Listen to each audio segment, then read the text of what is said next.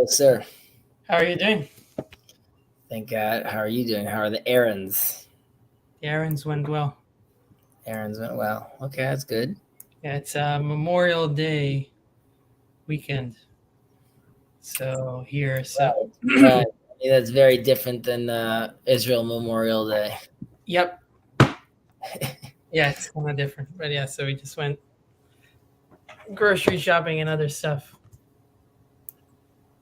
Okay, and week two of new job successful. We'll see. It starts tomorrow, the week two, though officially. Week two of starts officially tomorrow. Okay, all right. Um, but for now, yeah, the week went well. Learned about a bunch of stuff. When did we meet? Was it Thursday, Wednesday? When did you and I meet? Yeah, like the last. Oh, when do we, I meant like in our life? I'm like, we haven't met yet. We did, But like, and then I thought you were telling me like, did we meet on a Thursday? I'm like, you have a great memory. You can tell me like, specifically. um, no, no, and it couldn't be. It couldn't have been last Thursday. Just Thursday. Maybe Tuesday Yeah, Tuesday or yeah, somewhere in or the middle. Wednesday. Okay, yeah, Wednesday. Wednesday. Yeah. Okay. Okay. It felt longer. It felt longer. And your Schlag Vomer was Was good. I actually went to a small Kumsitz. and Um, enjoyable. What was like some singing and some Jewish ideas. there was some singing for sure. There was some marshmallows and potatoes. Just like Um, Rav Shimon Bar Yochai used to have. yes. Did he used to have potatoes also, like with the aluminum foil and everything? The whole thing. That's why he came out of the cave the first time. He's Right, like, for "This the is not my potatoes. They were potato, ready. someone else's potato." Then he went back inside. Uh-huh. I was at a bar mitzvah, and the kid was talking, and he started talking about that story of Rav Shimon Bar Yochai leaving the cave, and I was like, "Where is this kid going to take this story? He's going to talk about them like burning people, and then like he ended. He came out of the cave, but he wasn't happy, so he went back into the cave. I'm like, okay, it's the PG version. Like, no problem. He wasn't happy. He went back inside. Yeah. I had a client. I met him today. His first question was, "We're standing on his job site with like all." He's like, "Well, what are your thoughts about this Lag BaOmer thing?" I'm like, Uh-huh. I could see by your question. I told the client that you are wondering if I partake in the fire festivities, and I'm assuming by your tone you're nervous that that's like very pagan like. I'm like, I just think we should be careful before we start calling things out. Just I'm like, one should probably be take these things seriously, but tread carefully. He's like, yeah, he's like, I think that's good. I think that's good. He's like, pagan work. I'm like, well, I didn't end it by saying it's pagan work. I just said like people should be careful. Anyways, so where did you throw your clothing into the fire? I see the clan of Babylon is here to entertain us. So no, I did not throw my clothing into the fire. It gets very intense. It gets very, very intense, these fires. I mean, from what I understand, it's way less. I mean, I had a secular experience of it, at least in Israel, but it sounds like it gets less intense as What, I grew this up. year? The last few years, I mean, since I left, since I was a kid, in my days, I also had like the Kiryat Sans nearby. So, and Kiryat Sans, they had, Mountains of fire. it was insane. They had, Yes. Kiryat Sans was like, yeah. All the Chilonim were like, those, the Dosim are going It's crazy. Like, it's beyond reckless. It's just I remember them being just so like I'll tell you I remember what we're once I overdoing us. So, I really couldn't understand it. And we'll end on the story that when I lived in Harnof, I was sick one Lag BaOmer and I couldn't go out and I was upset. My dad said, "Hey, listen, come out of bed, get into the car, we'll drive and we'll just go look at the bonfires." So we went to this one street that's like it's adjacent to the forest, and on it, there's probably like 6 bonfires like going along this whole strip. There are two there are two fire trucks, like just waiting there because of like just fear of what's gonna happen. Yeah. And I remember being in our car. We didn't leave the car because I was sick, and I remember feeling like uncomfortably hot in the car, like. And I remember thinking and seeing the kids so close. I'm like, how are they not dead? Like, what's happening over here? So Yeah. it is very strange. I mean, that's my memory. Yeah, we used to have fires. There would be like a hill right next to my school, actually, and it was just like dirt. And yeah, probably every 10 feet there would be another like big fire, and you would just walk from one to one, and people would. But it was I mean, fun. I don't know, whatever. fire. I mean, fire. And my lungs seemed to be fine. Right. So after what, like 15 years of really being in the every year being in that. There was something nice. My son came back from Sneef, and from his like Boy Scouts, so to speak, Mm-hmm. and having that smell of smoke. I remember Yeah. that. I remember having a memory of walking back from a bonfire with my twin sister. Her and I almost never hung out, and the fact that like her and I were walking like 6 a.m. in the morning back home, stinking of smoke, was like I remember also being a moment like, oh, I'm like, that's cool that I could talk to my sister. Yeah. Anyways, okay, so we were in Mishnah. Which number is this? 5, 4, 6. This is, let me check here. Should be 6. Okay, we stopped. I think we start Mikra Mishnah, right? Mikra. Okay, we were talking about all these the 48 traits, and we mentioned how this is in a certain sense a recap of like everything we've been talking about again in sort of bullet points, so to speak. And we spoke about how the difference of the crown of kingship and the crown of priesthood, how those are genetic, it's goes down with what's the word I'm looking for? Yeah, I know what you mean.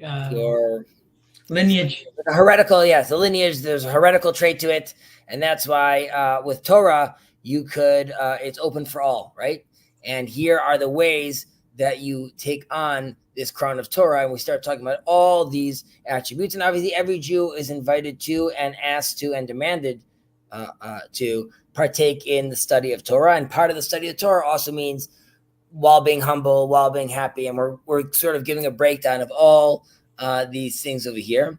And we spoke about in English, we spoke about Pilpuch Talmidim, which was it's further back in the English, right? If I recall correctly, right? Debating with one's students, right? So we talked about like we want to make sure that your students are sharp, and we're teaching each other, and we're learning from each other. And I could be fixed in a certain way of thinking, but once I'm learning with a peer, and I'm sort of open to hearing his thought, sort of, and it allows itself to make its way in and allow me to re-examine and rethink my opinion as well. Yeah, it's interesting because literally it could mean getting spicy with your students. Getting spicy with your students. Pilpula tamide. But pilpul, right? Okay, that's the tibul. And I mentioned that. I think I mentioned then, and I can mention now as well, just because it's relevant. The story of Rabbi Kook, who famously told his student, the Rav HaNazir, the Nazarite student, to sort of to put together all his classes, sort of write them out. And when he came back and presented it to Rabbi Kook said, "You are sort of teaching me. You're reintroducing me to myself. You're reteaching me to myself." And that's an example of how a student or a peer could hear you and then repeat back to you what he heard, and in some way that it could still match what you said and still be illuminating to you. Yeah. Right. So that is in debating with one's students, right? We spoke about tranquility in yeshuv, right? So you want to be in a tranquil state of mind, in a settled state of mind. You don't want to have your mind cluttered, right? You want to have order. We spoke about this also with your language as well. That you want to make sure that your thoughts are ordered and they come out of your language in a proper way. So too, your thoughts need to be ordered, which would allow for, tranquility, and making sure that you are dedicating time for inner calm, right? That you actually want to. This would be where meditation would actually be a process of attaining Torah values and Torah study, which is first you have to, so to speak, do your Zen sitting. Now, in Judaism, you could argue that you have plenty of tasks throughout the day that could allow you to get into a meditative state, whether it's like the prayer you're doing. A lot of this also has to do with us walking 3 steps back and 3 steps forward before we do the silent prayer, right? Putting ourselves in that mindset, so to speak. So we mentioned that, and then we ended on, and we'll continue with Bemikra, right? The study of the scriptures. Right, so that is the scriptures. We obviously have the Torah, but we also have all the 24 books of the OT, as some people call it, in this little corner. And this is obviously the word of Hashem, the word of God, that comes directly from him and then comes to us through Moses and the rest of the prophets as well, and is the foundation of all. As I always ask Haredi or ultra Orthodox students, I ask them what they're learning, and they say, I'm learning, I just picked up a young couple and his wife. Well, a young couple, yes, him and his wife. And my wife were coming back from this bar mitzvah, and I said, we'll drop them off where they need to. Yeah. Where they need to go. And they're an ultra Orthodox couple. So I asked them, what are you learning? And he told me, I'm learning the tractate of Baba Kama. So we started talking about that a little. I could see he was sort of caught off guard that like this sort of modern looking couple is now talking to him about this stuff. And then I started asking him, I'm like, okay, but what else are you studying? He's like, oh, well, I also study this Masechet. I'm like, okay, that's great. And I'm like, but what else are you studying? He's like, oh, I study also a little Navi, a little prophets, and some of the weekly portion, right? So this is sort of case in point of when Jacob says, Nach is for girls, right? Because in these circles, that's not the focus. And I said, the Talmud that you're learning, it's the foundation is the prophets. You understand? Like their one-liners then get extrapolated into all these things, right? But I'm like, but that is the foundation. And that just brings us back to over here, the scriptures.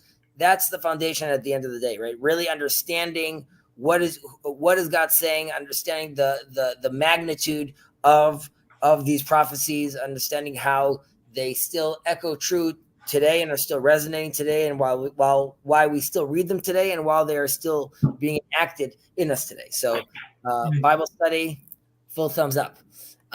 Next after Mikra. So yeah, go ahead. Sorry, please. There's the magic book here. It says that it gives you a little interesting anecdote. Is that the Maharal's? It mentions that the Maharal's version of this Braita counts here the quality of Derech Eretz, because as the Mishnah says, without Derech Eretz, there is no Torah. So can you repeat that? What is the Maharal saying? Maharal's version of the Braita of this Mishnah, or this Braita. Yeah. Here it also counts the quality of Derech Eretz.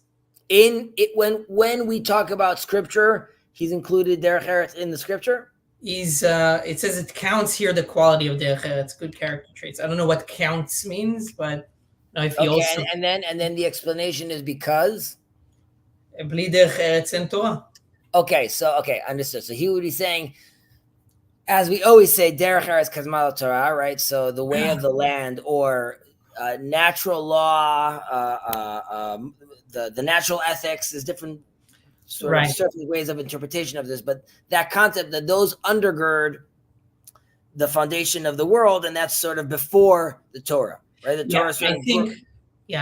I think the way that it's more clear in the book, because it dovetails. They have a comment of why study of scripture and study of Mishnah are also at the same place, because without Mishnah, you can't study the Torah, right? You have to have both of them together.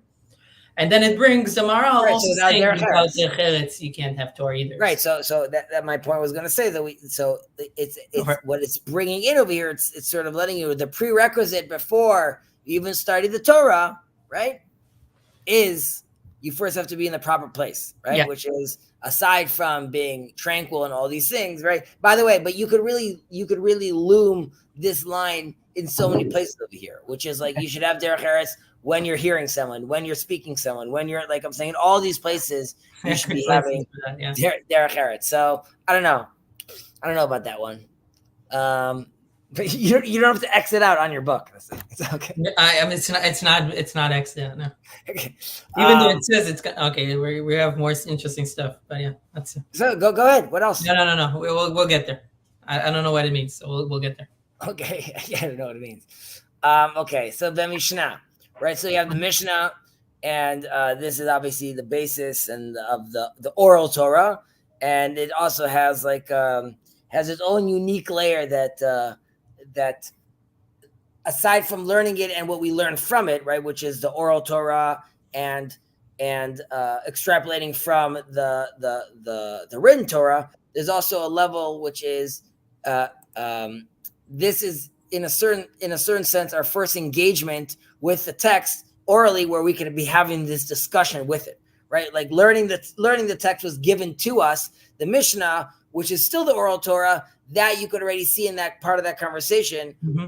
While one could argue that it's quote unquote diluted, because at this point, as we spoke about earlier, there's sort of like there's the zugot, right? I need to be learning it from two people because we no longer have the entire truth anymore. However, sort of in that retraction again, right, of like us losing something from the tradition, there's room for us now to sort of express ourselves as well. And that allows someone to have a joyous experience of learning the Torah as well. So when you get to the part of the Mishnah, you start sort of seeing yourself. It's very hard for us to see ourselves in the Bible. Who am I going to talk to, the prophets, or am I going to talk to King David? But when you start learning about the Mishnah, you start learning about these sages that are also looking at the text and trying to understand it. So that gives us that's own level of joy when doing that. Mm-hmm. Shalom. Yes. I just want to say shalom. Today's Memorial Day, so school's out in America. I don't know. Is it any special holiday in Israel? America Memorial Day is a special day in Israel? No, I'm saying, is there any holiday currently in Israel which is special? Because I heard recently Yom HaTzmaut and Yom HaZikaron were happening. Right. So we had Yom HaZikaron, which is Memorial Day. No barbecues, no celebrations. A very, very sad time in Israel. And Yom HaTzmaut is a joyous time. This year was still joyous, just on a lower flame, I think, sort of in the country, just because of the war that's going on. We just had our celebration of Lag BaOmer, the Hilula of Shimon Bar Yochai, I believe. The Hilula of Shimon Bar Yochai, correct. So we experienced that, and now we're in the midst of a Pirkei Avot class. If it's not too much to ask, could we try not to talk too much politics or Israel-Palestine or Israeli-Arab conflicts? Just, current event stuff. It's nothing that comes up unless it's relevant to come up. But generally speaking, it's not my go-to conversation.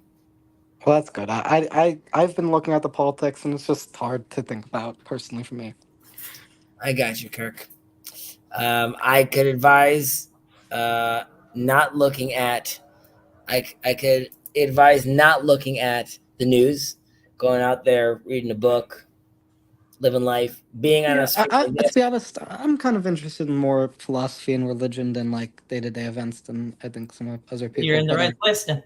You're in the right place. However, I would say that what you see manifesting in the conflict is ultimately religious the religious conflicts are undergirding those, and until those things are not fully fleshed out and understood, both on the Jewish side and on the Palestine and on the Arab side, we have a long road to go. And this war is just one element of that manifesting. So anyway, could you read the Hebrew and I could read the English, or does Ben want to read the English? Where we are right now, where we're in the middle of this one, but when we get to the next section, you could read that in English if you'd like, Oh, or in okay. Hebrew. And I just see Aaron joined us as well. So Aaron, good to see you too. Yes, TLC is alive and popping right now.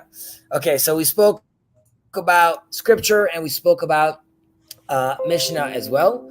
And the next after that is, I'm just tracking it on the Skinner, in Bemiut Schora, right? So we have her in minimizing engagement in business. Okay, so that is, well, this is already a transition if you notice. Right now we were talking about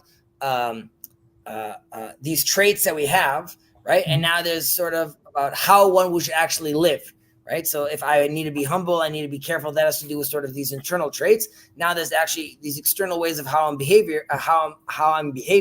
or my external pleasures, or my material pleasures. How do those relate to me gaining these merits of the crown of Torah? So b'mi'ut chora, right? It's minimizing engagement in business. And Ben, we obviously discussed this earlier on in previous few chapters, right? About pat b'melech tochel, about not needing much, living on very little. So obviously Eat salt with bread. Correct, exactly. So in business, generally speaking, I'm rotating from one place to another. I'm engaging in attempts to, as they say, secure the bag. This is not a bad thing. Right now, Ben, for example, you moved to a new job, right? So there's transitioning, there's moving, there's doing. So all these are, in theory, are taking away your focus from and your inner peace from learning. Ultimately, Right, and now, beyond that, like schora itself, materials. Also, we have another correlative Mishnah. Marbe nechasim, marbe de'aga. The more you have, the more worry you have. Right? You have a house, you have a car, you have whatever you have. You have a yard. Now you need to worry about maintaining this, maintaining that, getting maybe like upgrading this or whatever. And the private jet, is a good example, right? Because it's the private jet is less about can you afford to buy it, is more of a can you afford the upkeep, right? Which is just all these things that you take on at some point. They're like all these things require, right? So, Angelina Jolie and Brad Pitt, when they bought their vineyard, right? They're like, we've got there so we could finally rest. But 8 years divorce in with paperwork and lawyers and who's going to get which one and who's. So I'm saying, not saying that's business, but just all these things ultimately end up taking away from us. And the concept is all this time could be spent on learning. Now, of course, we know, and we should caveat that you have to put these all into perspective in the right context, right? Which is, this is not saying don't get a job. This is not saying don't be a great surgeon. And if I'm going to be a great surgeon, of course, I need to be studying a tremendous amount. If I'm studying a tremendous amount, then I need to be, and when I become a great doctor, I'm going to have a good business. All those things are okay, right? The concept is more about the world we live in today, the rat race, the concept about I need to go get there and I need to become like the next, the biggest star, the biggest YouTuber. I need to be Mr. Beast. Those are not, that's not the path we're running after. So right, it seems like with the film. Like what's the main thing? What's the purpose? And what's the secondary thing? Yeah. So you could say like a critique of sort of like the Ayn Rand style selfishness or self-interest is. Oh, for sure. I mean, like we just spoke about the Shemitah year, right? The releasing the land, the Jubilee year, all these things. Israel in general is a mix between, I mean, it's a mix between capitalism and socialism in a certain sense. I'm more of a capitalist myself, to be honest. But could I ask a bit of a philosophical question? You can. Are you familiar with the Israeli YouTuber? His username is Zarathustra's Serpent. No, I mean I know Zarathustra from like, you mean from like Nietzsche? Yeah, so he's Nietzsche, but like secular. the YouTuber, no. So he's a secular Israeli YouTuber, and he comes from like a secular Nietzschean perspective, and he says that religion is arguably immoral because it says that you're created with a specific purpose in life instead of you creating your own purpose, right? The idea of Nietzsche's Uberman is that he rejects existing social orders in order to create a new morality based on will to power. And like he would say, morality is inherently you creating your own meaning instead of meaning being given to you through your creator. And he would say meaning being given to you is immoral because that takes away your choice. It takes away your agency. How do you respond to that critique? It's not as we say, a regular chat. That's not like a 1 minute answer, but ultimately, I mean, it gets into the question of like free will, and it gets into the question of like, you know, the opportunity we have to. There are many. There is an ultimate purpose. I'll answer it to you through scripture. When Jacob is dreaming and he has the ladder, the angels are coming up and down, and the rabbis, the sages, tell us that the angels came and said they wanted to hurt Jacob. And they said, we know, we're looking at the Jacob, the image of God, Jacob, that is in the heavens, and that doesn't resemble at all the Jacob that's on the ground. And we want to get rid of this guy. This guy's a joke. And they're stopped, obviously, from doing so. What we're supposed to learn from this is that there is a full potential version of us, right? And we are constantly on a journey to getting there. Now, we can decide, we can elect, as the Bible tells us, v'bacharta b'chaim, right? You should choose a certain path, right? You don't have to, ultimately. No one's making you do this. So yeah, but the argument is that it's immoral, the idea that you as a Jew were created to study Torah or to bring about the Messiah. Why don't you create your own meaning is sort of the question. But like if I'm buying into that my creator is God and he is all he is everything and he is good, right? So that is the answer. You're saying but I mean your question is right, but let's say that's not true. Okay. Well, I think it rests on the it's assumption moral that because it deprives you of your free choice. But I think we covered, and there's a Mishnah that we covered here in Pirkei Avot that you can look at, Kirk. I think. I mean, hence I said it goes into free will at the end of the day. So I mean, there's definitely a balance, a paradox in Judaism that handles this in Judaism that is like within constraints. You have the choice that you can lean into, that you can choose. So you would say the answer is that it's not necessarily that you're created with a specific purpose being immoral. It's that because God is all powerful and God knows the most ideal form you can be, following God's path is moral because it's not like God is arbitrary. But that correct, and we are told, "Kadoshim tiyu ki kadosh ani." Be holy, for I am holy. Right? What does holy mean? I'm saying this as abstract as like what is more. The concept is there is something that we are trying to emulate and can return back to. That is the good. That is the ultimate. We believe as believers that is happening through and ultimately in the ethics we're even reading right now and learning right now. Right now, fortunately for us, right, I would say as part of our argument, right now we're reading thousands of years old texts, which are not only as relevant today, but more relevant today because of the world we live in, right? So I would say that so far the morality of my tradition, right, is reigns supreme as far as its longevity. As far as it's so far, it seems like these texts and these ideas are all orienting towards the good. What I think good is in Jewish thought and Jewish understanding through my text, and it happens to be what the rest of the world as well thinks is good, almost to a T, right? We could quibble about differences over here and different lines inside the Bible, but what I'm reading to you right now about, being careful, all these things are being repackaged to you today in an app. But we will continue, if you don't mind, Kirk. Yeah. All right. Okay, b'miut chora, we said b'miut derech eretz, minimizing in socialization. So you could think it would say b'miut derech eretz, meaning in, because we spoke about earlier, Ben, about derech eretz, right? So it doesn't mean about suddenly you should be rude and not be moral, right? Here it's talking about like less worldly interactions, right? Invest the hours of the day in what actually makes sense, right? Quote unquote, in additional learning in the sense. And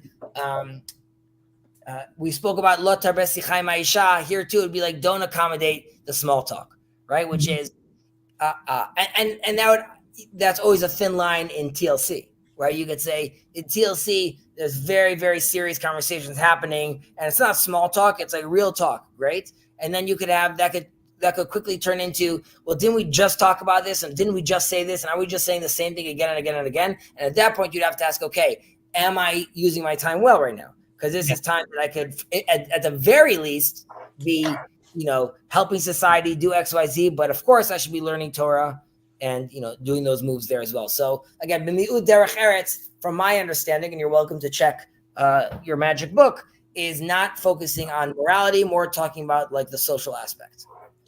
Yeah, that's basically it brings that from Midrash David about what you just said.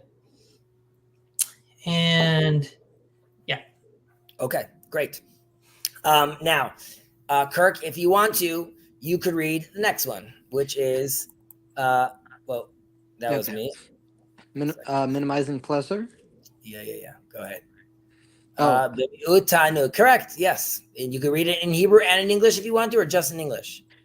Yeah, I'm not as great with Hebrew pronunciation. I could probably read it, but it would not be as good as you could.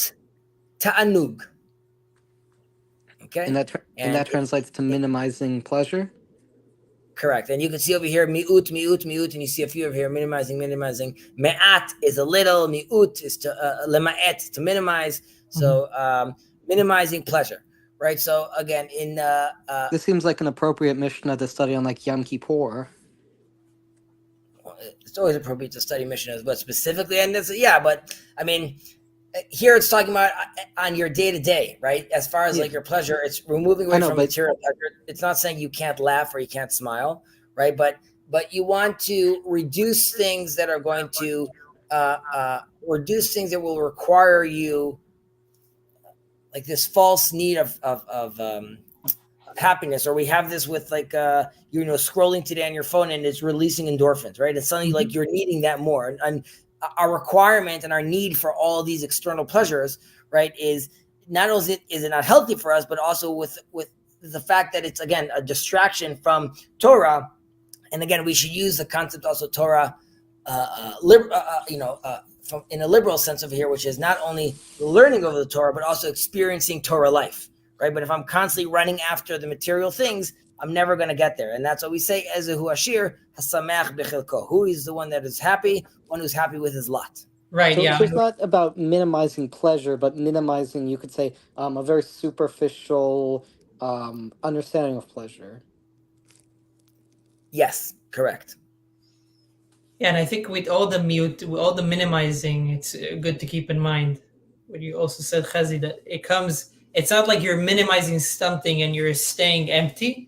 It's you minimizing for the sake of filling yourself up with the main purpose, right? The Torah, which is the liberal understanding of what that means, like the mitzvot and what you do. So that is like, in order to give that the space in your life, then some things need to be readjusted.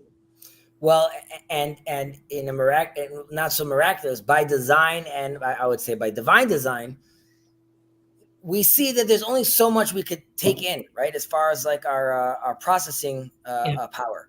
And like, if I just like at some point, if I'm just watching crap TV all the time, right? There's only, I that's eating up some of my memory, so to speak, with what I have, right? However, when it comes to Torah, it's limitless in a certain sense. And that's because they stack over each other constantly.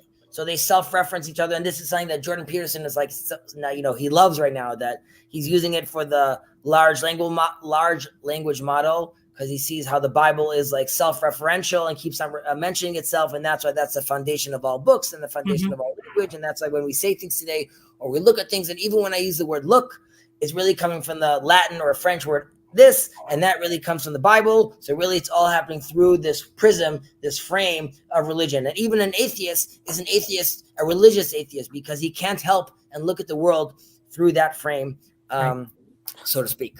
Right? You think like Ayn Rand or like a hardcore atheist looks at the world from a religious perspective? Are you asking me right now?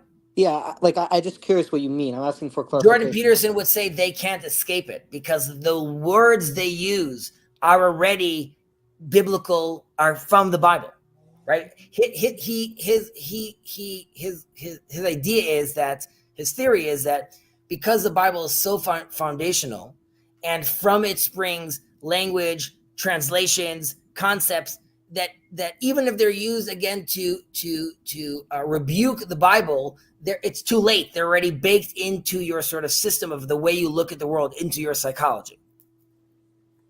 I see. So it's like on a subconscious level, you might say you consciously reject the Bible, but the framework you're operating in, the culture and the understanding, it's going to be rooted in that biblical framework. Yeah, I'll give you an example. There was this debate between this pastor and this professor, and he was like, "Oh, you have faith." He's like, "No, I have confidence." And he's like, "No, you have faith." And he's like, "No, I don't have faith. I have confidence." And then the guy gets up. He's like, "Confidence in Latin, confidant," and he's like, "With faith." And the guy's like, "Oh," but like that was the concept. Was like, the word you're using is the thing I'm telling you have, and you're saying, "No, no, no, it's not," and you don't understand that you're trapped, so to speak, for the atheist, because like you're trapped because God is one and God is all. So that's why like it's inescapable. But you're taking us deep into secrets of the Torah, Kirk. Here we're keeping it for the kids. No, it's not for the kids.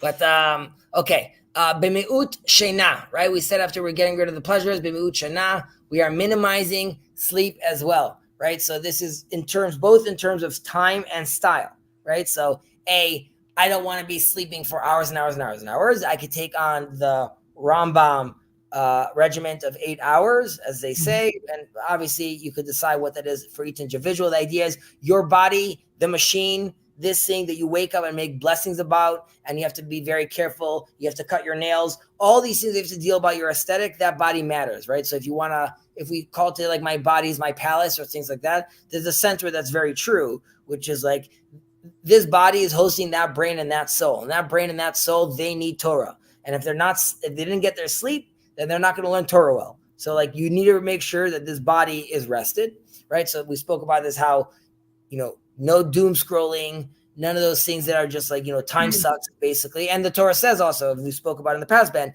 what happens if you wake up in the middle of the night and you can't sleep? Fantastic. Great time to think, Torah, contemplate. Exactly. You could do it on that time when you quote unquote, it's magic time because really you should be sleeping. Now, with regards to style, this has to do with sort of a sleepy routine, a dormant routine, right? Which you're just like, lazy guy, I want to be sleeping. Now, while I'm saying this, I should also mention that, because I mentioned this in the last weekly portion, that the Shemitah or the Sabbath is the day of rest or the year of rest. And the reason it's the rest, this is talking about the true rest we're eventually going to have in Olam Haba. In Olam Haba, which is, there's no exertion. And Rabbi Rav Shimshon Raphael Hirsch, Harashar Hirsch, says that lazy people, in a certain sense, they are intuitive of what's to come in the world to come, and that's why, like, the reason they're lazy is because their soul is yearning to go back to that space or to where we could actually behave as if we were actually quote unquote lazy. So right, really, it's too early. Right. So I said that's the excuse, Kirk. When you wake up in the morning, your mom says, "Get out of bed." You'd be like, "Mom, I'm thinking about Olam Haba. I can't. I'm trying to rest." The reason I mentioned Yom Kippur is because that's referred to in the Bible as the day of affliction, I believe. That's the phraseology. Day of affliction. It could be one of the, I mean, there's yes. So after minimizing sleep, you want to read the Hebrew and. Sure, go. So we did minimize sleep. Read the next. Just minimizing sleep doesn't mean you need to afflict yourself. We're not talking about affliction here, because it's talking about balance, right? Again, so minimizing sleep, minimizing. We don't hit it. We don't. Yeah, this is not hit about ourselves. We don't deny ourselves from here and there. There's some people that do some silence fasts or some general fasts, but as we know, the Nazarite ultimately has to bring a sin offering because God does not want us to remove ourselves from participating in life. The Torah allows us to participate in every aspect of life. There's a famous Gemara about that as well. But this woman that wanted to, whatever.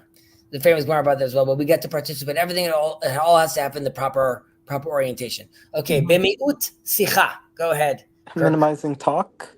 Minimizing talk, exactly. Right. So so this is purposeless talking, right? So we spoke about having small talk, but it's not only small talk, it's you should be looking for a meaningful conversation. So I would say in the plethora, which is the internet, right, Kirk, the fact that a 16-year-old boy is reading philosophy is on and on a ethics of your father's stream right now, I would say that is not purposeless talk. Being and talking and seeing if Sneeko agrees with like the red pill community, or Destiny, or the drama, or just that's gobbledygook. Frivolous. It's frivolous. That's nothing, right? But you understand it's frivolous. There are full industries built on that. Swag, money, things built on people watching, and then people watching reactions of reactions. There's a time and a place. So there's sometimes for serious talk. There's sometimes for the simple pleasures in life. And Noahides, B'nai Noach, don't have as much necessary time. They're going to have to spend studying Torah as Jews because they don't have as much halacha to observe. But still, there's, I think, a balance that everyone has where sometimes you might indulge in simple pleasures, but you have to be grounded in seriousness and not waste time. Correct. Now, this is an example that Ben and I have discussed multiple times here, which is about what is the appropriate, quote unquote, talk to sever Torah talk, right? So I'm learning Torah, but I see a tree and I want to stop and bless the tree. So we said that's a problem because Torah is the value.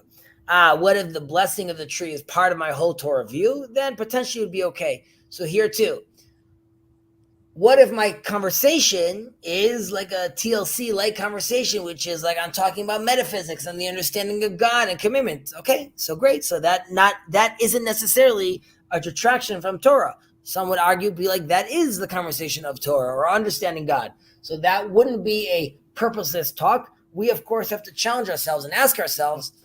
I just want to say sorry for the background noise. I'm sorry? It's my family. Sorry for the background noise. It's okay. It just never happened again. I'm joking about that, Kirk. Okay. Bemiut schok. You want to read that one? Gaiety. Is that how you pronounce it? Gaiety? Gaiety, maybe? Gaiety. Like being like Gaiety. The old concept of like I'm gay as in I'm very happy. So gaiety. Chabad. I think this is the Chabad translation, right? Very controversial then. Bringing this kind of stuff into our stream. Okay, so we want to minimize laughter, right? Obviously, laughter, or let's say that gaiety, that mindset can cause one to take important matters lightly, right? I'm not taking things seriously because I'm in this like very lighthearted mood, or it's more about also having that state of mind that's very sort of. Everything's a joke, every line is another dig, and like my whole life is sort of looking at things in laughter, and in a certain sense it's problematic. And this goes back to the tension between Ishmael and Isaac, which is Isaac is his name, Yitzchak, which is he will laugh in the future, because right now we are still in a broken world, and therefore we cannot actually spend time just laughing. Really, there's a sense, a prophetic sense in the name, which is one day there will be a laughter that will be appropriate. When Ishmael gets kicked out of the house, he's standing next to the tent, and it says, Ve'inahanar metzachek. He was laughing now, and the sense was not about that he was like laughing at the situation, but more about he thinks we're living in a world where you have time to laugh at things. But Ishmael, wake up! The world's broken, right? So it's not. We're not at a time where we could just be focused on just laughing, right? On just having that being the mindset. However, I would say, and Ben, you and I discussed in the past also, how laughter in the right place, right, could also be a bridge to let us reach the next level, right? Laughter allows us to blur the lines between chaos and order. It allows us to take an idea and bring it to a next place where once we bring it to the humorous realm, it allows us to look at it differently, and then potentially we could go to the next level of the Torah understanding. But again, that has to happen in the proper orientation. So there's a difference between a joke at the bar and a joke in a 5-hour study session. Yeah. So Comments, thoughts, Ben? Let me see if there's anything in the magic book. And I think we mentioned it in the past about like also and the Kabbalist Hasidic. I remember reading that in one of the essays from the Chabad rabbis about how the humor is the thing. It releases. It allows people it enables them to have better dot, right? So there's a lot of also that those metaphors also play around with that. Dot is wisdom, I believe. Dot is Dot is Bina is more like wisdom. Okay, bean is more like wisdom. Which one is dot supposed to represent? I would say like knowledge, embodied understanding So knowledge and understanding. together. But even those, Right here it says that, and it's in the Tanya, but okay. We moving on? Yeah. Yeah. Okay, 1 second.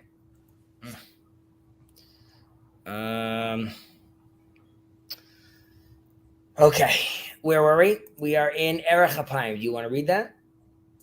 Yeah, slowness to anger. Exactly, slowness to anger. I should be so blessed to have that trait.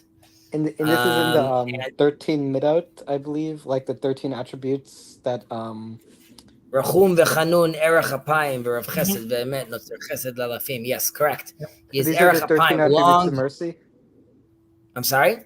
These are called the 13 attributes of mercy.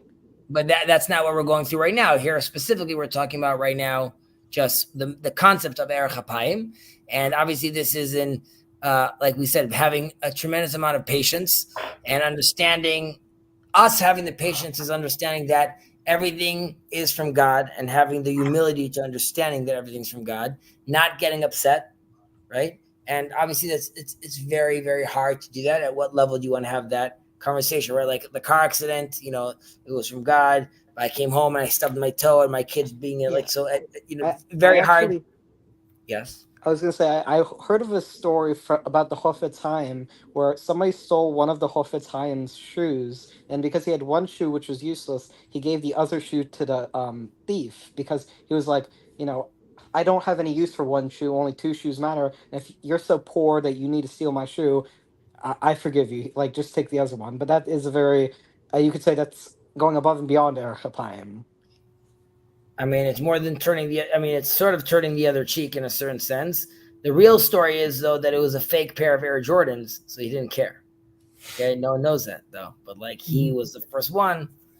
No, but that is a good story. And you see those stories in the Tzaddik, right, which really could embody that kind of understanding. And but that's not the way the Chassid acts. Is not necessarily for every single person to act that way. However, we do. So maybe not go as far as that, but try and be patient. So maybe not forgive a thief, but if somebody did something that you find is offensive or rude, to not immediately go to the worst interpretation or the worst characterization of them or get very angry at them. Right. Imagine if you're debating with somebody and somebody brings about like a very offensive perspective. Now, if you are angry, it's going to be very hard for you to make sense and be articulate in your retort. But if you calm yourself down, you might be able to actually describe your position better and bring about a better discussion. So, once you're angry, it's going to be very hard for you to keep yourself intact and keep your wisdom. And right, we're talking about the Kinyanei Torah, the ways to acquire Torah. So it's going to be hard for you to acquire Torah if you get angry easily. Yeah. And as we learned from Nahum Ish Gamzu, this too is for the good, right? Is having that kind of mindset, which is, the famous story that he couldn't go into the hotel. He had to sleep in the field. And when he slept in the field, his candle blew out, and then his chicken was eaten by a lion. And then the next day they found out that bandits came and destroyed the city, and if the chicken would have made noise, they would have found him. And if he had the candle, they would have seen him. So really, it was all for the good right now. But it is understanding that we are one part of a larger symphony and game that is being played. We should understand our position, and that's why we need to be oriented properly, right? So to see ourselves within this large tapestry, but we also have to understand that ultimately, as we have faced, all these things are for the good. Belev shewotze tov. Good-heartedness. Good-heartedness, exactly. I just want to make one final question about the last one.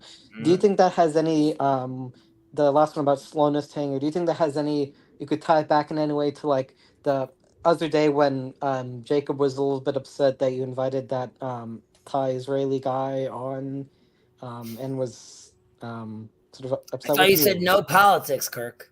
I know it, but it's relevant. But you would. I'm joking. Do I think that Jacob could be slow to anger? First off, I don't want to rebuke my dear friend on his channel, number one. Number two, because he's my dear friend, I will rebuke him. No, I'm saying because he's my dear friend, I will say that we all should work on being all these attributes. We should be so fortunate to do a fraction of them. Amen. Exactly. So like we all, Kirk, this is true to everyone. I'll tell you more.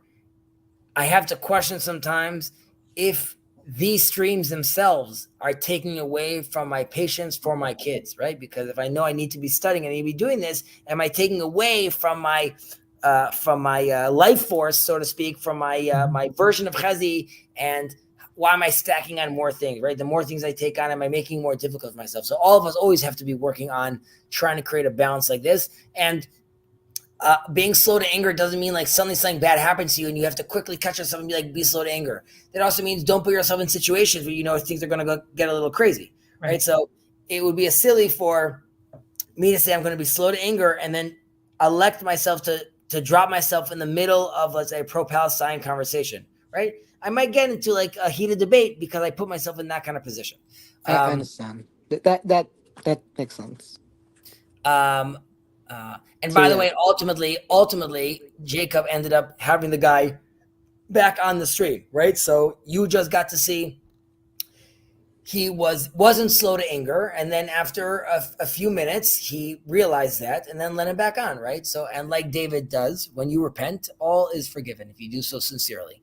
Belev shirotze tov, in good-heartedness, right? So obviously, good-heartedness, you want to have a good-heart nature.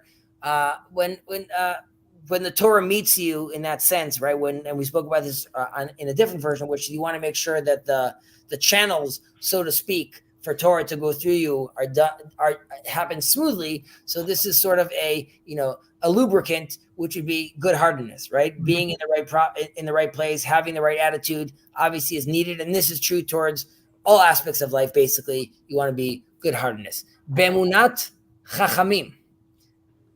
Faith in the sages. Faith in those sages, right? So faith in our wise sages, right? Who we believe through tradition, God and through Masorah, inherited the oral Torah.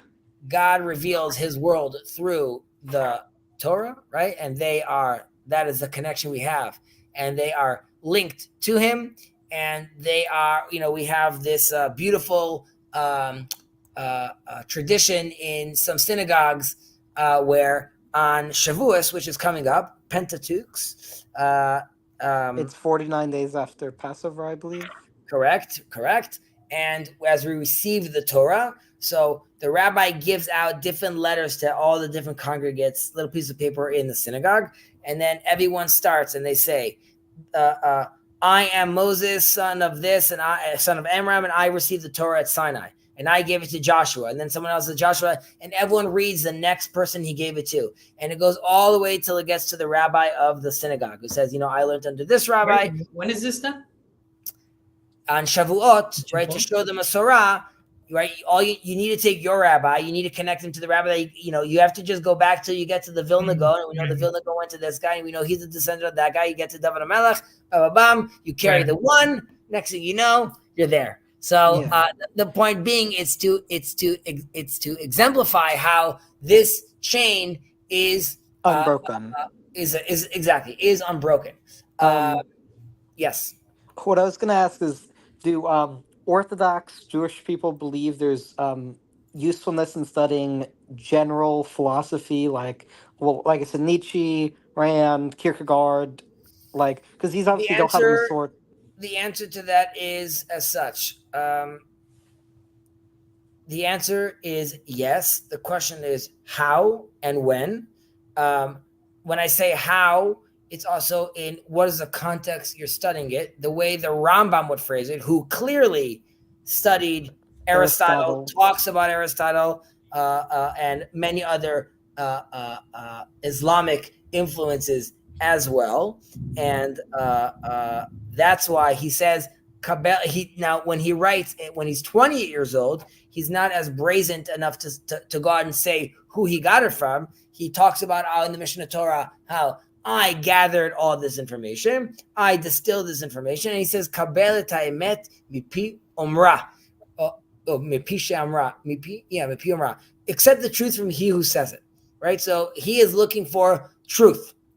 Even if I'm finding it in Aristotle right now, I'm going to take what's truth from there and adopt it because that's what I'm looking after. So he says, Da malashiv la apikoros. We should know how to respond to the heretic. You could interpret that to the heretic inside and to the external heretic as well. So when the questions come up and you become perplexed, you have the guide for the perplexed, or in Hebrew, it's Moreh Nevuchim. It's the ones that are embarrassed, who are embarrassed by this tension of sort of the other philosophies of the world that came out at the time.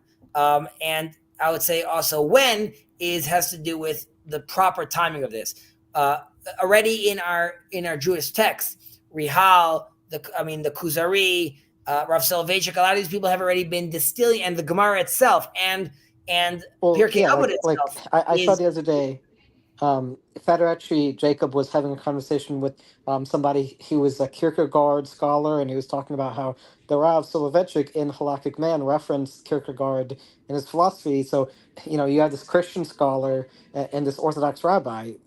So there is correct. So that is usefulness. that is a beautiful, beautiful moment.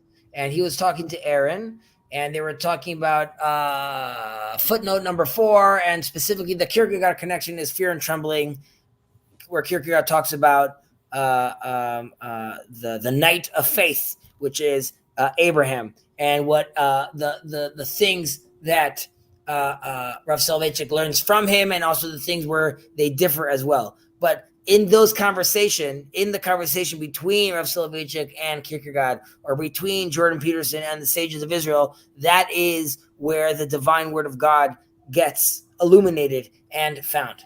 I hope that answered your Yeah, that, question, that makes sense. Kirk. Okay, Bekabalat HaYesurin, Acceptance of suffering. acceptance of suffering. So that's a doozy, obviously. So again, in a very low resolution, and in very general terms, the suffering obviously frees us from the sort of the shackles that bind us to negative things. Right, it allows us to absorb the light of Torah. It gives us mental preparedness for accept things when they happen as necessary, right? Because things happen in the world that are not always going to be easy, but learning how to accept these things build character as well. Now, there's a whole level of why do bad things happen? Why does evil happen? There's a difference between evil that's happening from my friend and evil that's happening from an earthquake, and those are very, very deep conversations. But generally speaking, assuming right now the people on this in this stream and listening to us understand that as God-fearers, we are accepting suffering in our life, I would leave it at the level of that suffering can also be used to strengthen us, strengthen our resolve as well when we live in a world that unfortunately has suffering inside it as well. And ultimately, as C.S. Lewis talks about it, using a Christian example over here, which is when the craftsman is sculpting the marble, right? Every blow is devastating, but ultimately it's being done to create a beautiful masterpiece. But while those Yeah. blows are happening, they're very painful, so to speak. So could I ask a theological question about theodicy and human nature? Yeah. So do you know who the philosopher Hannah Arendt was? No.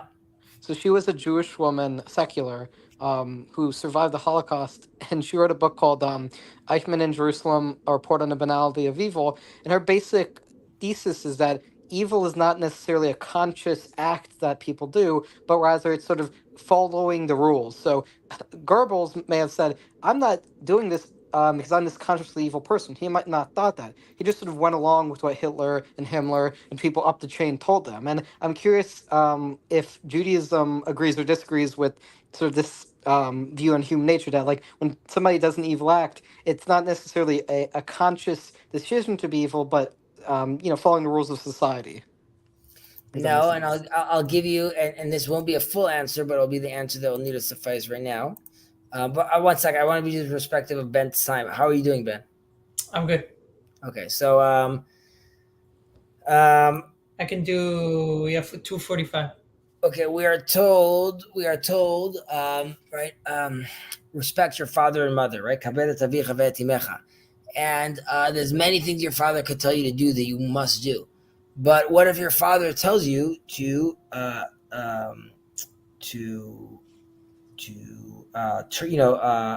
desecrate the Sabbath? Can you do it as well? Right? These are two clashing commandments, so to speak. However, you and your father are both commanded to fear and love God, and therefore, no, it doesn't matter that what your father said. So this is true about society as well. Society can tell you many things.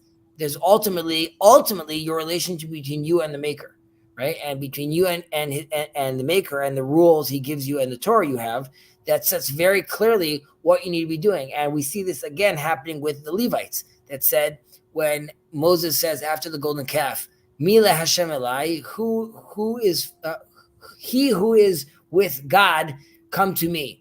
And the Levites come, and the Torah mentions in a very dramatic and scary and intense verse how they don't recognize their mother or father or brother, right? And that's because they clearly understood the hierarchy, right? And we also see this with the high priest. No, high priest, you can, even if a regular priest could go, a regular priest can't touch anyone dead, even if he's lying on the floor, right? That's sort of the reverse over here. But the concept is ultimately God is the one that is making these decisions. So society is not going to be the one that dictates to us how we are going to behave.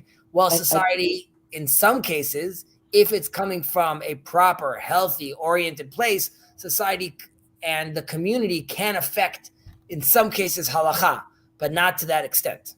Yeah, well, I don't think Arendt was saying what Hitler or Himmler did was good.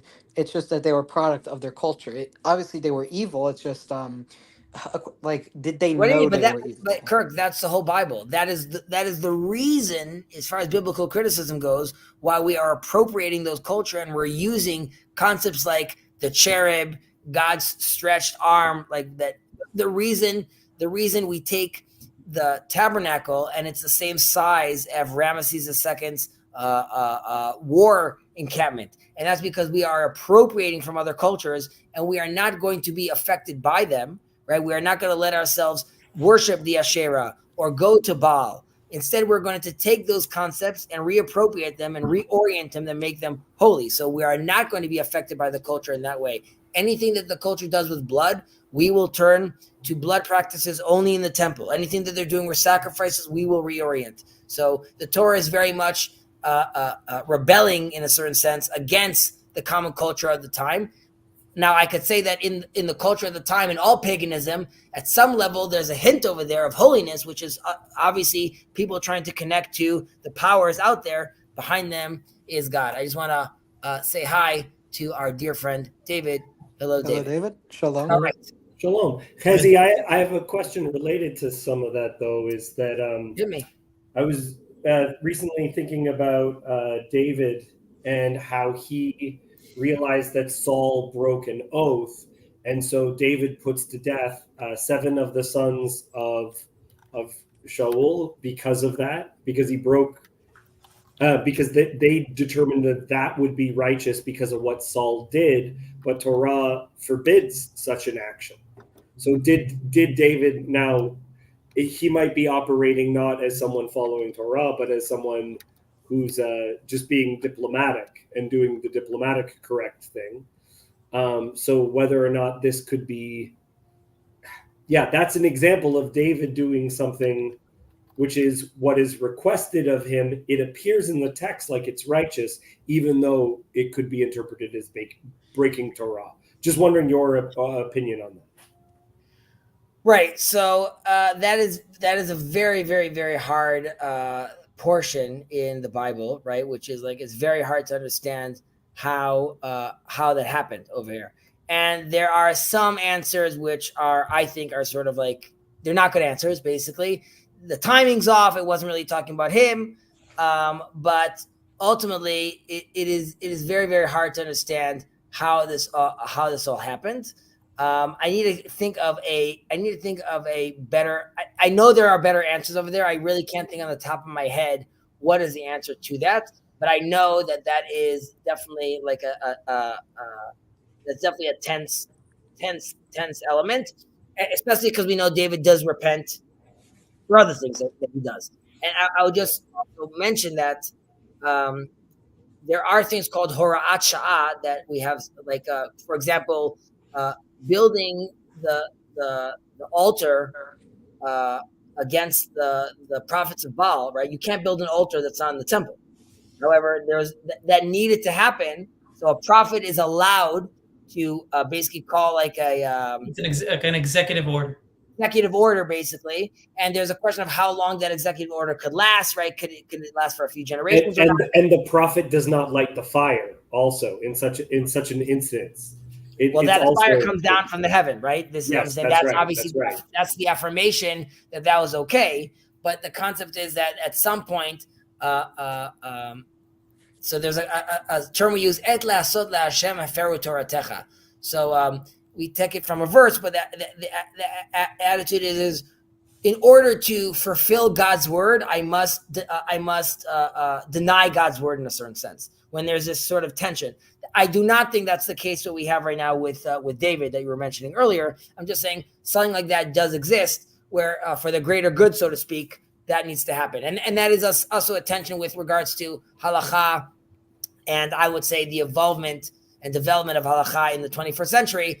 I think you need to have rabbis that sort of have that sort of backbone, so to speak, where decisions need to be made, moves need to be made, changes need to be made. But of course, one has to do so very, very, very lightly. Well, that's part of what makes it such a difficult passage, is it just the expedient decision that David makes? Because it does produce peace. It is a very wise, shrewd decision as a policymaker. Is it good as a studier of Torah? Like and that whole situation too is all it's layered with people. The people are said to have this where Saul shouldn't have done it because they made themselves a deal with Israel, but they made it under false pretenses themselves. So there's all these issues of deceit and what is proper versus what is a good strategy. That's right. So I would say that King Solomon stretches a line, right? Being like with the women and things like that. And his attitude is like, listen, ultimately, like even if my Egyptian queen is bringing in idols right now, I'm the wisest of all men. I understand that you didn't need multiplicity. I'm already there, right? So like it's a house for prayer for everyone, but clearly not everyone was there yet. And like he went too far.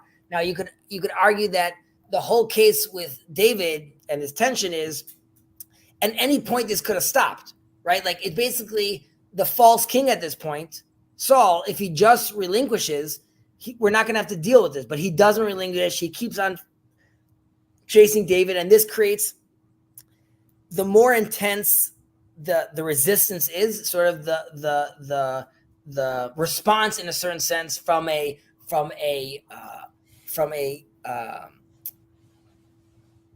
narrative level, from the story level, needs to be much greater as well when we're being told this story. And so you could argue God is killing the firstborn son of all the Egyptians. Is that the way to respond back to to the Egyptians? And the sense was like, there's a lesson being taught over here right now. Is it the way, like, what God, what about that Egyptian baby? Isn't he an innocent baby? And in the grand scheme of things, like the answer is like, yes, but there's a lesson that's being taught right now, right? So for the master of the universe, the calculations are different. And seemingly if David is trying to channel that and trying to channel like sort of an answer to how am I supposed to respond to the descendants of the king that denied what God told him to do and didn't relinquish, there must be a very a harsh response, so to speak. But again, I owe you like a better answer on that. Yeah. It reminds me a little bit of, I don't know if it's related, but there's a story in the Chumash of like the guy that stabs that impales the man. Pinchas impales Zimri and Cosby. Right, so that's extrajudicial killing that has been being done. God accepts his zeal. Absolutely. Right, which is also a very hard thing to think about. But so I don't know if that's connected. That is that it is connected because first of all, that is a story that again is still playing out. Mm-hmm. That the fact that it's Pinchas, who's from the tribe of Levite, who's showing this like this zeal right now, right? And the person he's skewering or he's piercing over here is the president or the chieftain of the Simeon tribe. And this goes all the way back to we had that tension between and Levite with Dinah, and they both reacted out of the zeal. And here you could see who in their traits had zeal, which was just for zeal's sake, and who had zeal that could be properly oriented, right? And we have this again with the Levites, like I just said, that come to Moses and they say, well, we don't differentiate between our mother and father. We're only here for God ultimately. And that continues all the way till Ezra, right? In that story, there's a tension in the encampment. They ask Moses what to do. Moses doesn't answer. And Pinchas comes and just makes the act. And we have this same move with Ezra where, again, there's this issue. Ezra comes and he hears about all these men that are married to these intermarriage, right? They're married to all these non-Jews. And there's this great cry. What are we going to do? And Ezra doesn't say anything. And suddenly comes this character. I'm forgetting his name right now. And he decides, he's like, this is what's going to happen. And they're going to divorce their wives. And it's sort of agreed upon, like, because this is what happens. And there's a sense where the leader, Moses, or even Ezra, we can't say that. It needs to come from the people, and it will. And if it comes naturally, then it could be understood, and it could be even blessed, so to speak. But that sort of violence needs to sort of occur from a pure place. It can't occur from Moses saying, "And now skewer him." It needs to happen from someone feeling this is an affront to God, so to speak. Yeah. Maybe I didn't phrase the question properly. I suppose the question, I'm trying to rephrase it because we're kind of... Didn't David ask a question? Okay.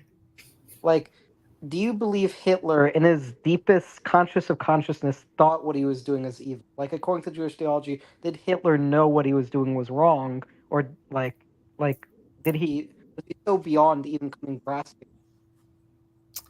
That's assuming we assume that he's like a rational character, right? That his brain wasn't just like mush from all the crazy drug cocktails he was taking. But let's just say, can an evil person believe he's doing the right thing? Yes. And do I believe that ultimately, even that person, God has his own understanding of course, yes. So that's not a problem. Okay. Okay. Hamekir et mekomo.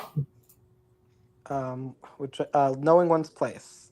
Knowing one's place, right? So it's recognizing your place, not to diminish or to exaggerate, right? Don't be the guy that says like, I'm nothing, I don't know anything. Like don't deny yourself, don't retract yourself completely. On the other hand, don't exaggerate your value, right? Don't assume you know more than you do. Recognize the room, read the room, be aware of that as well, and be precise and focused, right? So if I know my place, I know that, and let's say, again, I'm going to use it because we're in the space of the TLC. One could say, know your place. And if you found yourself on the 15-minute rant, maybe you should check yourself for a second, because like it's been 15 minutes and you're talking about quantum physics, but really you just graduated college yesterday, and maybe you shouldn't be like, maybe you should slow your roll, so to speak. And this is just a general question. We could be thrown into conversations where we live in a world today where we have to feel that we have to everything. I know this and I know this topic and I read that article. So now I heard Joe Rogan talk about it. So I'm now going to confidently talk about the aliens as well. So know your place, slow your roll, and it will do you good. Yeah. Well, Jacob says, like, I'm trying to elevate a conversation, and the voices I want to platform should be at a certain level. And I think Jacob, like, just to get back earlier to the guy, he thought that that person didn't know his place. Like, he came from a specific political viewpoint that he believes is so below where any rational, elevated conversation will begin at. There's not really a place, right? He's not knowing his place in the conversation, and why should we platform him?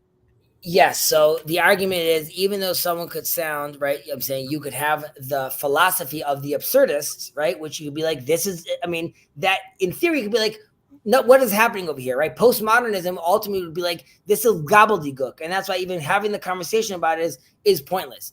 And the line, the logical line that this guy was following, it seemed to have many problems with it.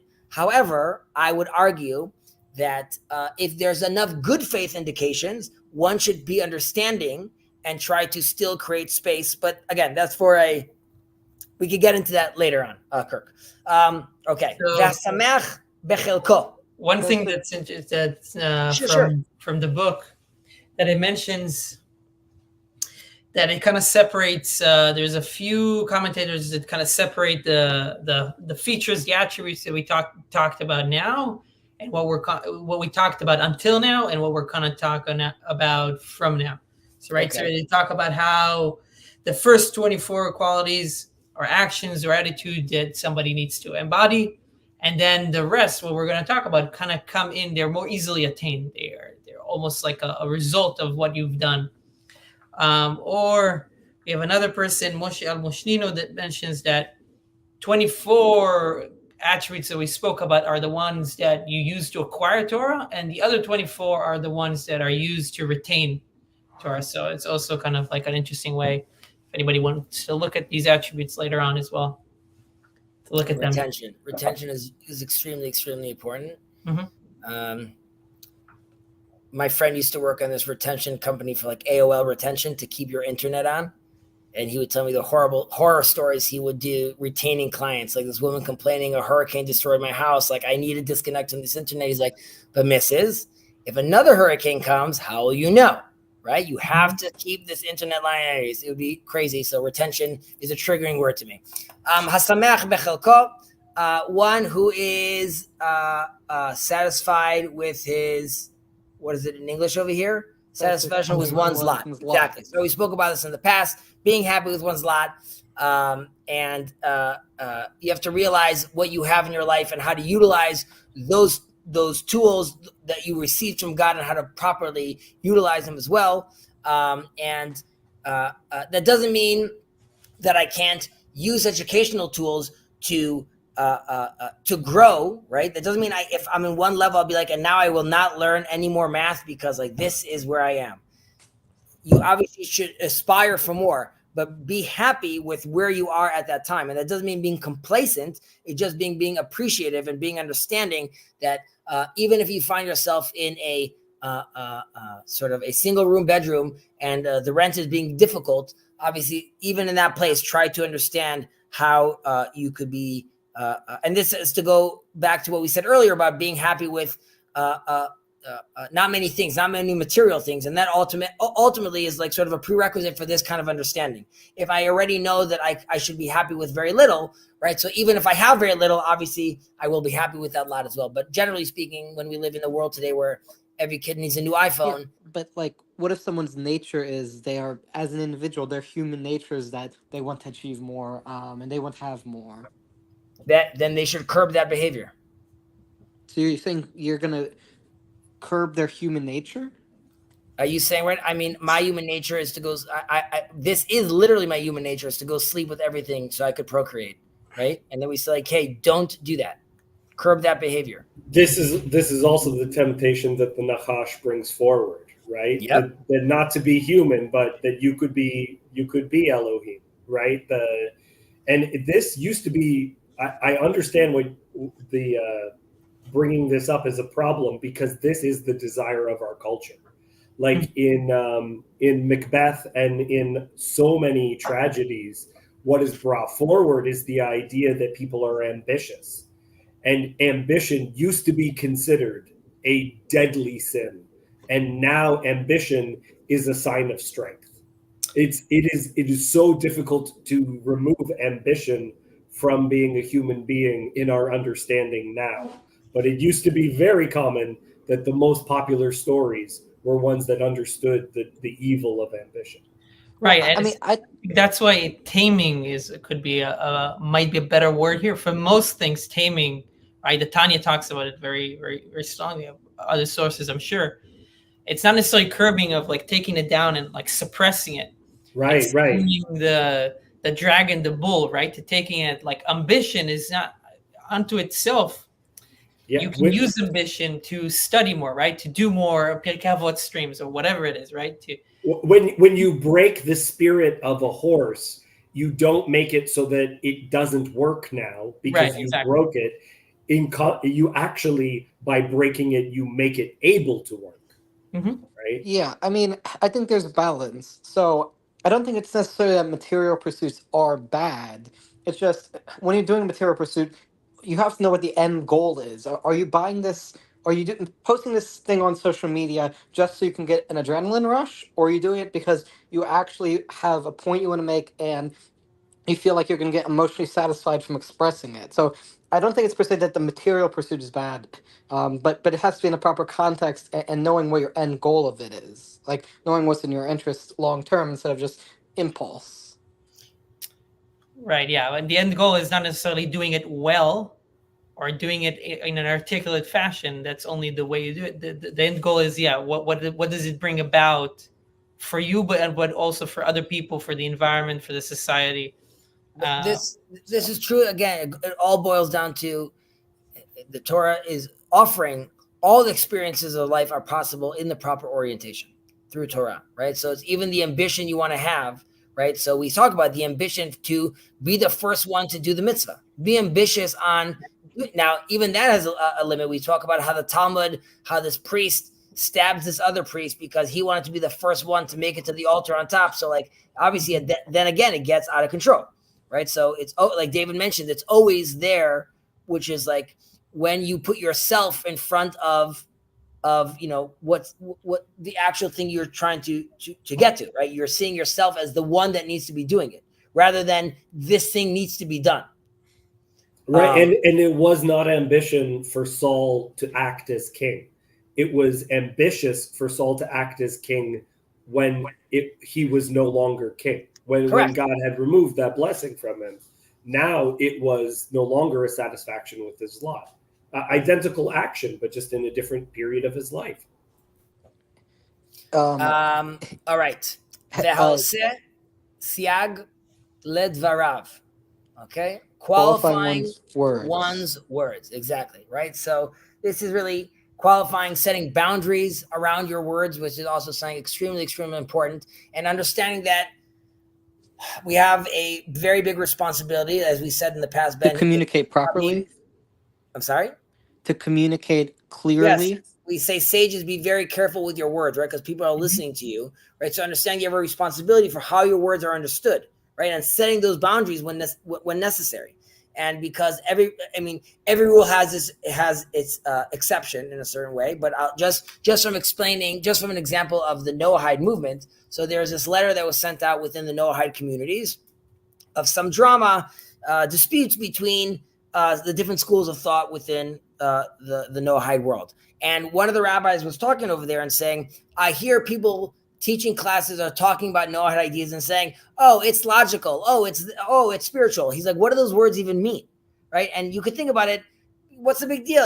We know what that means. And he's like, no, but when it comes to, here is a novel group of people called the Noahides. They want to partake now in understanding and having a relationship with God.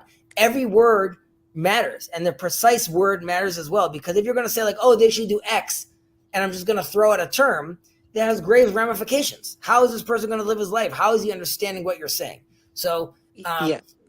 we're very loosey-goosey in TLC to, there's a lot of terms that get thrown out there.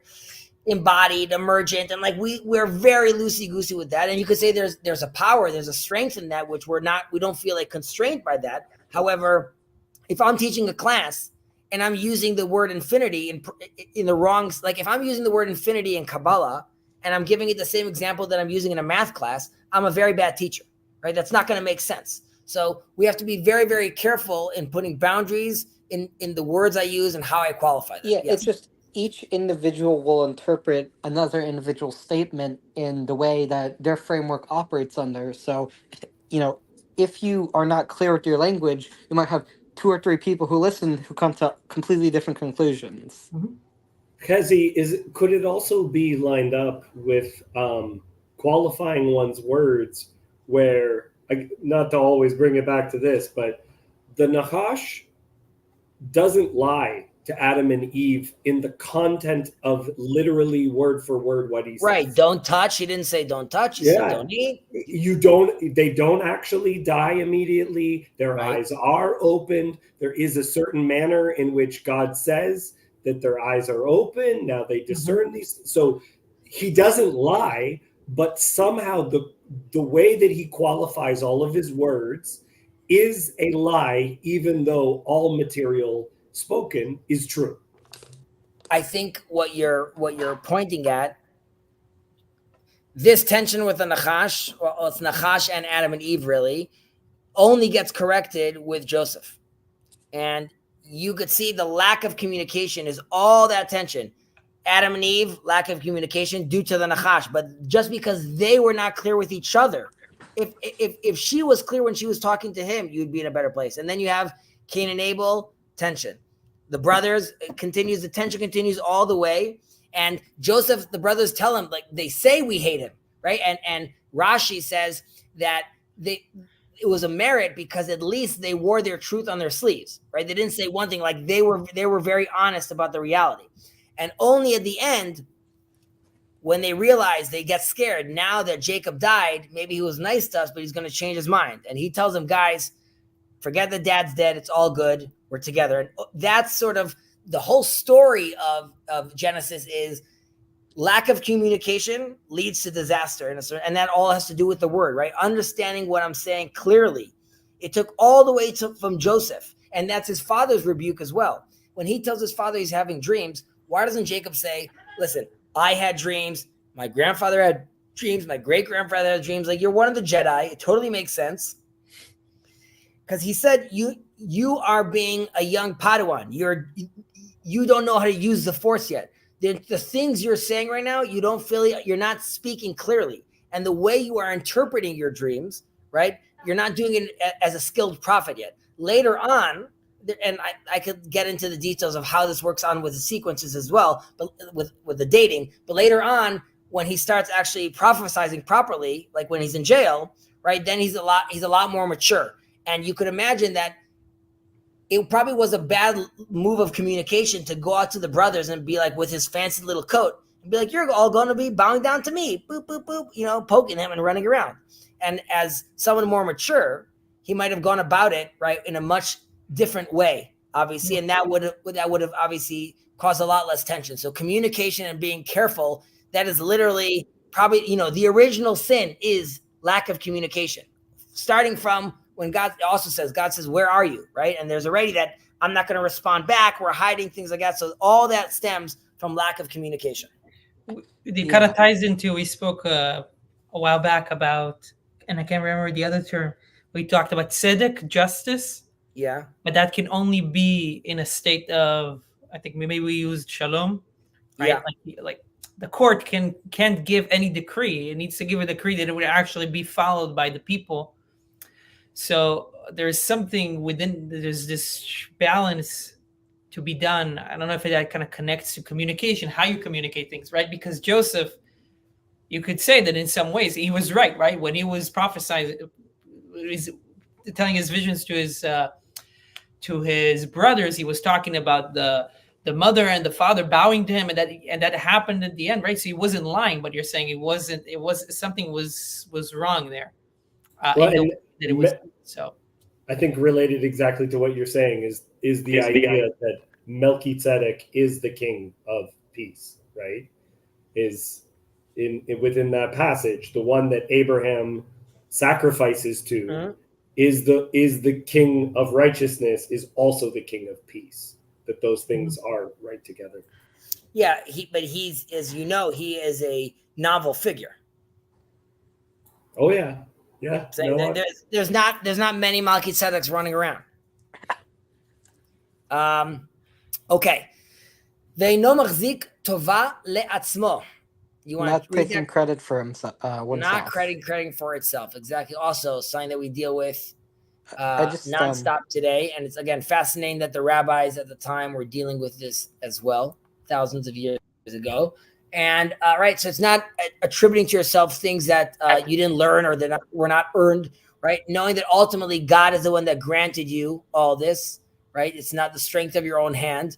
And without teachers and without, like, you wouldn't achieve any of this as well. So you have to also be aware of your scaffolding, whether your parents, your friends, everyone that's around you as well, the surrounding you're in and what allowed you to even think the way you think.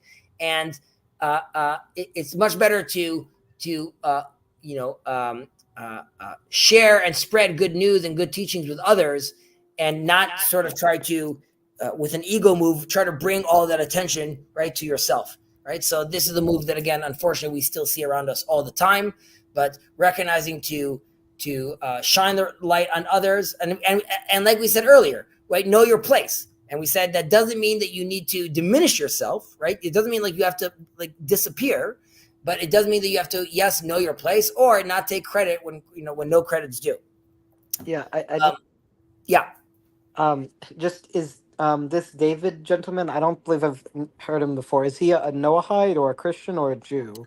I believe David is actually, we never discussed this, but like a Messianic Jew, but not really. No, I don't. I do not classify myself as a Messianic Jew. Not really. Okay. So I would say I practice some form of Messianic Christianity, but I don't identify myself as a Messianic Jew. I am a Gentile. I identify myself as a Gentile. I am a Christian, but I want to represent Torah as Torah. That's the way that I feel it, and believe that that's the wisdom that if Christians have, we received. Okay. I mean, I would be interested then to hear your thoughts on the Noahide concept and movement, but for a later time, or perhaps later after the stream, I want to try to get a dent to this. By the way, Ben, we're still not going to finish this one today, probably. Yeah. I need to head out like in 5 minutes. So okay. I'm happy if people want to continue and they're enjoying this. I mean, we'll stop with this one and we'll continue. We could continue talking. Ahuv, likableness, or loved, beloved, right? So people obviously loves you, and ultimately this just means like have tact and be a sociable person, right? Be the guy that people recognize, be the guy that people like. Again, it's always this balance. It doesn't mean you are the life of the party. It just means like when someone asks you for the time, don't burp in their face and run away, right? Just be a sociable person that people can interact with. And this goes all the way back to, and if you're that guy, then your house will become the Vad LaChachamim, right? A place where the sages will want to come and convene, and where the parties are going to happen because all these attributes are part of you. So this leads you to that kind of life. Ohevet hamakom, love of God. As we say, hamakom, the place, is also another name for God himself, because he is the place of all. Yeah, I feel like ahuv is basically, it's ahuv, and then they break it down, right? Because ohevet hamakom, ohevet habriot. This is a breakdown of what ahuv means, in a sense, right? So it starts with general. Well, it's it's ahuv. There's a comma though. I'm saying ahuv is also. I know, but in some sense, I mean, like the Maharal here also says, ahuv, likable to God and likable to man, right? So in both senses, at least the Maharal takes it. I would say again, that move of the Maharal, that's like a prerequisite. Like if we're having the conversation of like also loving God at this point, like the guys really like, if I'm on like tractate 35 and I'm thinking again about loving God. Yeah. Right. So we loving of God, obviously. So this is simple, pure love to God, our Father. and the giver of the Torah. So this is like very, very, very, very classic. Ohevet habriot, right? The next Love one of after that is humanity. which one? Love of Right. humanity. Love of humanity. Exactly right. So I'm loving of all. I want to the welfare of all, exactly like the Torah wants, right? The Torah is not only focusing on Judaism, it wants the best for all the world, and the nations of the world will be blessed through you. As far as Abraham, Judaism has a universal message. It has been quiet for 2,000 years, but it definitely has a universal message. And in some sense, Christianity, by hook or by crook, sort of took on that mantle of the universal message, and the So now Rambam. you're seeing with the modern Noahide movement, Judaism coming in with the Noahide movement, and not necessarily sweeping away Christianity, but sort of taking in the Christian roots of Western culture and transitioning it more to the roots of it, which are Judaism, right?